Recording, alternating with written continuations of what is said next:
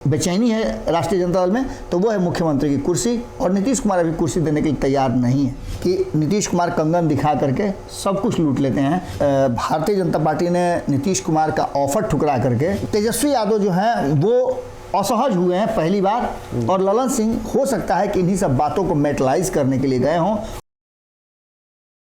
नमस्कार, मैं प्रिंस, आप देख रहे हैं भारत लाइव और ये है रातों रात। इसमें हम दिन भर की राजनीति मुद्दों को लेकर बाबा के साथ विश्लेषण करते हैं, लेकिन हमें आरे जगह पे सनी जी रहते थे, लेकिन आज हम हैं।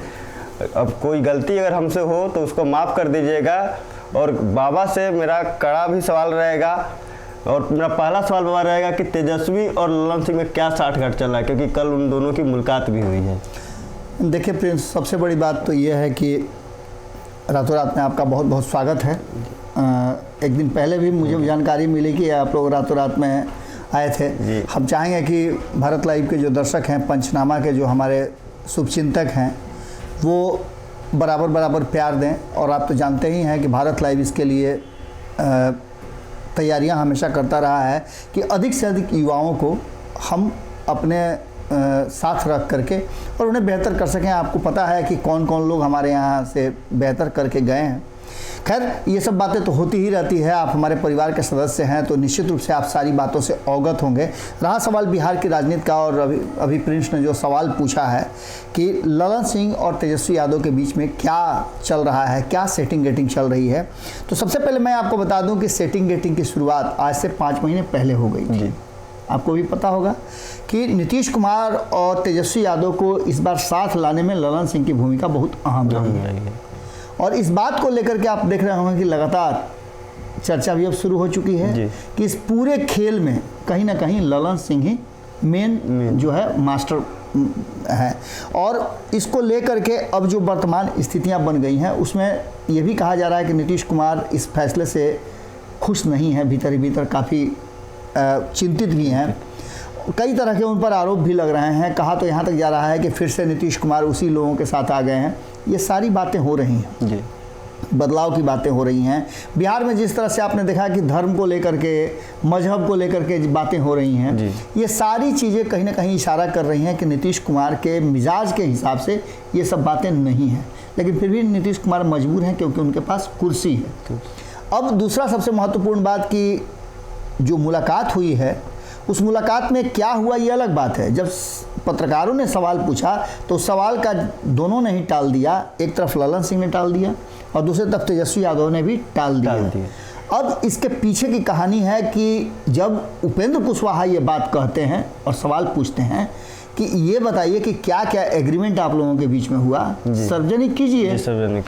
इस बात पर सिर्फ उपेंद्र कुशवाहा ही नहीं, आरसीपी सिंह ने भी कहा कि जब उपेंद्र कुशवाहा की एंट्री हुई थी या और भी कई ऐसे मामले थे, मैं राष्ट्रीय अध्यक्ष था पार्टी का, मुझे तक जानकारी नहीं थी, कोई सूचना ही नहीं। तो इसका मतलब सीधे है कि कहीं ना कहीं नीतीश कुमार और नीतीश कुमार के लोग जो उनके इर्द गिर्द, उनको तो भूजा पार्टी कहते हैं, वो लोग जो रहते हैं वो कुछ ना कुछ नई रणनीति बनाते रहते हैं। अब ललन सिंह और तेजस्वी यादव के बीच में जो बातें हुई हैं, मुलाकात हुई है, उसको लेकर के भी सवाल खड़े किए जा रहे हैं। और कहा यह जा रहा है कि इस बात के पीछे आने वाली रणनीति है। हालांकि ये भी कहा जा रहा था कि मंत्रिमंडल के विस्तार में किसको किसको जगह दिया जाएगा, क्या सफल होगा, लेकिन मंत्रिमंडल विस्तार से ललन सिंह का कोई लेना देना नहीं है।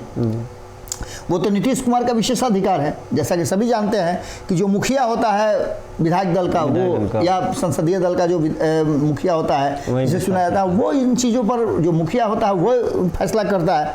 लेकिन ललन सिंह की मुलाकात को कहीं ना कहीं उस मायने में देखा जा रहा है कि कहीं तेजस्वी यादव इन सब बयानों से हिले डुले नहीं। जैसा कि आपने देखा कि किसका किसका संपर्क है, कौन कौन भाजपा के नज़दीक है, ये सारी बातें, और तेजस्वी यादव का जो बयान आया वो दोनों इस बात की तरफ इशारा कर रहा था कि कहीं ना कहीं तेजस्वी यादव जो हैं वो असहज हुए हैं पहली बार, और ललन सिंह हो सकता है कि इन्हीं सब बातों को मेटलाइज करने के लिए गए हों। और साथ साथ एक और बात चल रही है कि बिहार में तेजस्वी यादव को मुख्यमंत्री की कुर्सी सबसे ज़्यादा, अब अगर कहीं फैसला उनको लेना है या उसके लिए बेचैनी है राष्ट्रीय जनता दल में, तो वो है मुख्यमंत्री की कुर्सी। और नीतीश कुमार अभी कुर्सी देने के लिए तैयार नहीं है। तो ऐसी स्थिति में सामंजस्य बिठाना असंभव जैसा लग रहा है, मुश्किल लग रहा है। लेकिन ललन सिंह गए उसी के लिए थे जिसको लेकर के अब आगे रणनीति कैसे बनाई जाए, और इसके पीछे भी बहुत सारी कहानियां धीरे धीरे खुल करके सब सामने आ जाएगा। जी, दूसरी सवाल है कि नीतीश का खेल खत्म कैसे आपको लग रहा है? देखिए, नीतीश कुमार के खेल खत्म से 3 तरह की बातें सामने आ रही हैं। पहला तो ये कि नीतीश कुमार के बारे में कहा यह जा रहा है कि भारतीय जनता पार्टी ने एक बार फिर से नीतीश कुमार को ऑफर किया था और नीतीश कुमार ने उस ऑफर पर अपने जो कई शर्त हैं वो रखे थे। उन शर्तों को मानने के लिए भारतीय जनता पार्टी तैयार नहीं है।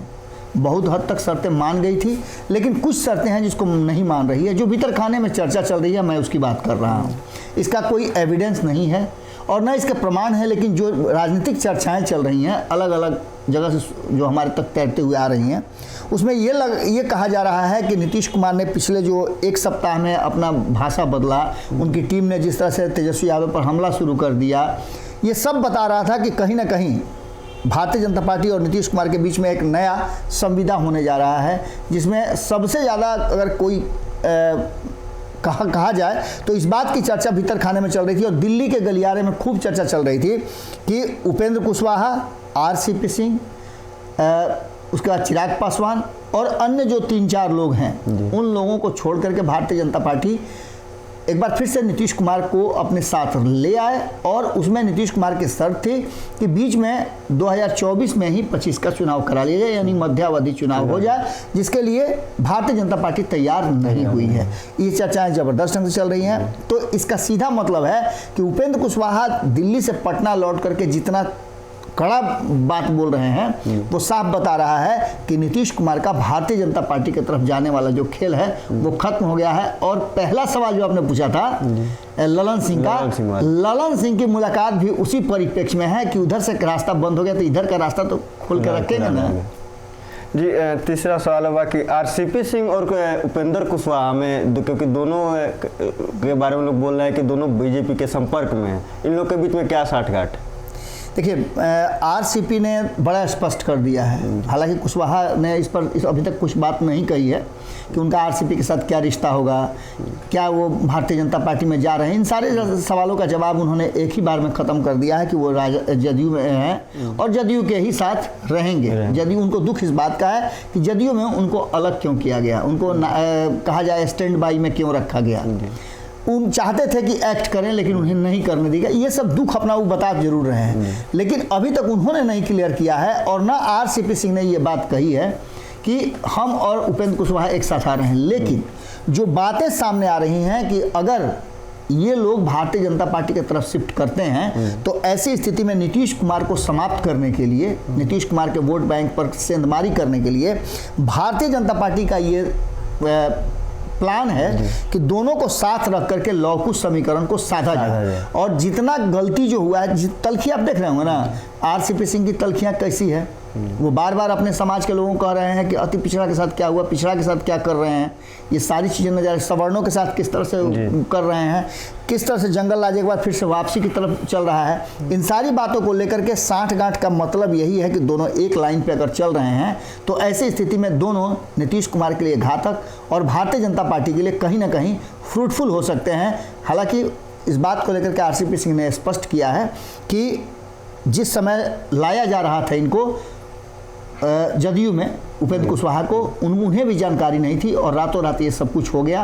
आज उपेंद्र कुशवाहा के बारे में जो नीतीश कुमार कहते हैं कि वो तो जाते आते रहता है, वही हमारे पास आया था, इस बात को लेकर के भी उपेंद्र कुशवाहा और उनके लोगों में काफ़ी तलखी है। आप ही ने बात किया था सुभाष कुशवाहा से, सुभाष सिंह कुशवाहा ने स्पष्ट तरीके से कहा कि झूठ बोल रहे हैं। दूसरा सबसे महत्वपूर्ण चीज़ कि अगर इन दोनों में साठगांठ कुछ थी तो स्पष्ट तरीके से ये बात जो है आरसीपी सिंह ने भी इशारा किया है कि नीतीश कुमार ने दादा को, वशिष्ठ नारायण सिंह को इसके लिए अधिकृत किया था, वो ले करके आए थे।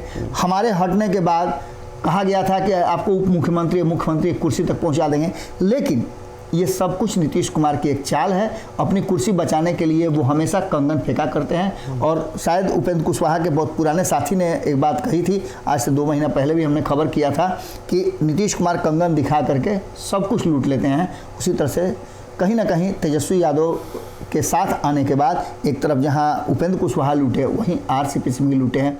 और 2 लूटे हुए लोग यानी 2 दुश्मन दोस्त हो गए का एक जैसा, मैंने दोनों का दुश्मन अगर एक ही तरह का हो तो दोनों दोस्त हो जाते हैं। और शायद आने वाले समय में देखने को मिल सकता है कि आरसीपी सिंह और कुशवाहा नीतीश कुमार के विरुद्ध एक बड़ा अभियान चला सकते हैं।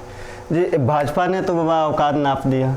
बिल्कुल, भारतीय जनता पार्टी ने नीतीश कुमार का ऑफर ठुकरा करके, अगर ये ऑफर नीतीश कुमार की तरफ से दिया गया था, और जैसा कि हम आपको पहले बताए हैं कि बीच में आपने देखा होगा एक सप्ताह तक जिस तरह के बयान आ रहे थे, आपको क्या लगता है कि चंद्रशेखर का बयान यूं ही आया था क्या? आपको क्या लगता है कि सुधाकर सिंह का बयान यूं ही आया था क्या? बलियावी का बयान से आप क्या समझ रहे हैं? बलियावी का बयान का सीधा मतलब था कि बलियावी को इस बात का डर था कि नीतीश कुमार एक बार फिर से भारतीय जनता पार्टी में न चल जाए, इसलिए उन्होंने इस तरह का बयान दिया कि अगर इस तरह की बात होती है तो कहीं ना कहीं करबला बन जाएगा। इसका मतलब आप समझिए ना कि अभी भी जो अल्पसंख्यक नीतीश कुमार के साथ जुड़े हुए हैं, चाहे वो मजबूरी में हो या स्वेच्छा से हो, वो एक ही बात के लिए अड़े हुए हैं उनके साथ कि वो भारतीय जनता पार्टी में फिर से वापसी नहीं करेंगे। ऐसी स्थिति में जो नीतीश कुमार का कहा जा रहा है, तथाकथित रूप से इस बात को लेके चलिए कि जो बातें कही जा रही हैं कि नीतीश कुमार ने ऑफर किया था, कुछ शर्तें रखी थी, उन शर्तों को नहीं मान करके नीतीश कुमार का औकात कहीं ना कहीं भारतीय जनता पार्टी ने नाप दिया है। और आने वाले समय में बिहार के जो नेता हैं, मैं कई बार कह चुका हूँ कि बिहार के जो नेता हैं वो किसी भी हाल में नहीं चाहते हैं कि नीतीश कुमार की वापसी हो, क्योंकि अब मुख्यमंत्री के होड़ में कई लोगों का नाम सामने आ गया है। सम्राट चौधरी का नाम आया है, विजय कुमार सिन्हा का नाम आ रहा है, इसके अलावा भी कई, नित्यानंद राय का नाम आ रहा है, कई लोगों का नाम आ रहा है। अब इस दौड़ से वो नहीं चाहते हैं कि हम बाहर हो जाएं और नीतीश कुमार एक बार फिर से आ जाए। ऐसी स्थिति में आप समझ सकते हैं कि भाजपा के बिहार कैडर के लोगों ने नीतीश कुमार का औकात जरूर नाप दिया है। तो बाबा से आप सुन रहे थे तमाम तरह की बातों को, उन्होंने साफ तौर पर बताया है कि तेजस्वी और लन सिंह की जो मुलाकात हुई थी कल, उसके बाद नीतीश का खेल खत्म हुआ, इसको तमाम तरह की बातें उन्होंने बताई है। इसी तरह की खबरों के लिए हम लोग के साथ बने रहे। आप रातों रात देख रहे हैं। अगर ये वीडियो पसंद आई और वह बिहार के राजनीति और बिहारियत से सरोकार रखेनी तो सब्सक्राइब बटन दबा के चैनल के सब्सक्राइब कर ली। ओजे एगो घंटी बा, ओकरा बटन दबा देला से कुल सटीक और मारक खबर रुआ मुफ्त में मिल जाई। अगर रुआ पत्रकारिता के हमनी के नया प्रयोग में सहयोग कर चाहतानी तो ज्वाइन बटन दबा दी। पेटीएम नंबर नोट कर ली 9386816700। धन्यवाद।